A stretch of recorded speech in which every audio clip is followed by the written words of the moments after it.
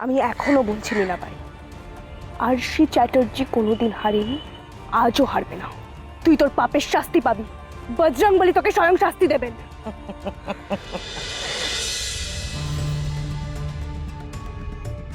একটা গাড়ি এসে দাঁড়ালো বলে মনে হচ্ছে। আড়ালে চলো।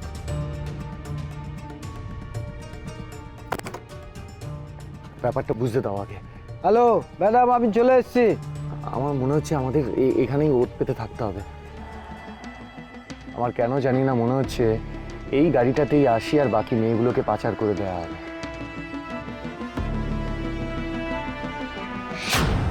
ওই তো আসি। চলো সব আমরা না শুভ, আমাদের এই আড়াল থেকেই দেখতে হবে পুরো ব্যাপারটা। আগে আগে শোনার চেষ্টা করি আমরা। আরশি, খেলাটা শেষ পর্যন্ত কিন্তু আমিই জিতলাম। হ্যাঁ, একটু পরে তুই যে কোথায় চলে যাবি কেউ তোকে খুঁজে পাবে না। ভুল করছিস মীনাবাই, খেলা এখনো শেষ হয়নি। আমি এখনো আমার দেশে, আমার শহরে তোর মতো নরকের কীটের সামনে মুখোমুখি দাঁড়িয়ে আছি। চুপ! সাক্ষ্য সাক্ষ্য সাবধানে, সাক্ষ্য খুব সাবধানে। ওরা যেন আমাদের উপস্থিতি কোনোভাবে টের না পায়, তাহলে কিন্তু বিপদ বাড়বে বই কমবে না। আমি এখনো বলছি মীনাবাই, আরশি চ্যাটার্জি কোনোদিন হারেনি, আজও হারবে না।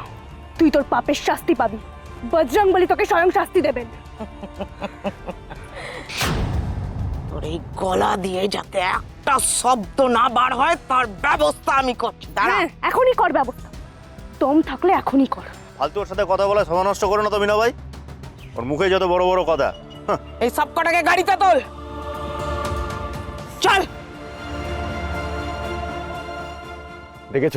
দেখেছো শুভ, ওরা কিভাবে আশির গায়ে হাত তুলছে আর বাকি মেয়েগুলোকে কিভাবে নিয়ে যাচ্ছে। না এসব দেখে আমি চুপ করে সহ্য করতে পারছি না। আমাকে এক্ষুনি যেতে হবে ওখানে। সাক্ষ্য তোমার কি মাথা খারাপ হয়ে গিয়েছে? সাক্ষ্য, গুন্ডাগুলোকে দেখতে পাচ্ছ না? ওদের হাতে লোডেড রিভলভার রয়েছে। আমাদের মাথা ঠান্ডা রেখে কাজ করতে হবে সাক্ষ্য এই মুহূর্তে।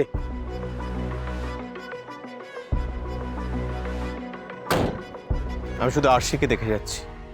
এই পরিস্থিতিতেও কিরকম গলার জোর বলো তো? আমার আরশি এরকমই, সবার থেকে আলাদা, সৎ, সাহসী। আর আমাদের মেয়েটাও ঠিক তেমনই হয়েছে, কিন্তু একটা ঝড় এসে আমাদের জীবনটা পুরো ওলট পালট করে দিয়েছে।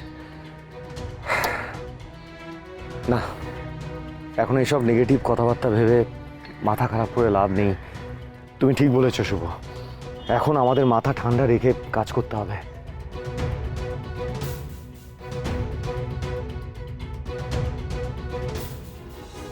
শোনো, আমরা আপাতত এই গাড়িতে উঠে বসি। ওই গাড়িটা যখনই বেরোবে আমরা ওই গাড়িটাকে ফলো করব। এক্স্যাক্টলি কোথায় যাচ্ছে ওরা সেটা আমাদের জানতে হবে। আচ্ছা বলছি, এতজন গুন্ডা রয়েছে, ওদের হাতে বন্দুকও রয়েছে, আর আমরা মাত্র দুজন রয়েছি। পুলিশে একটা খবর দিলে ভালো হতো না? কে বলেছে আমরা মাত্র দুজন? বিনীতাকে সবটা বলা আছে। বিনীতার হেল্প ছাড়া তো আমরা কিছুই করতে পারবো না। ঠিক সময় মতো আমি বিনীতাকে ফোন করে নেবো। আমাদের বিনীতার হেল্প দরকার, আর তাহলেই আমরা হাতে নাতে ওদের ধরতে পারবো।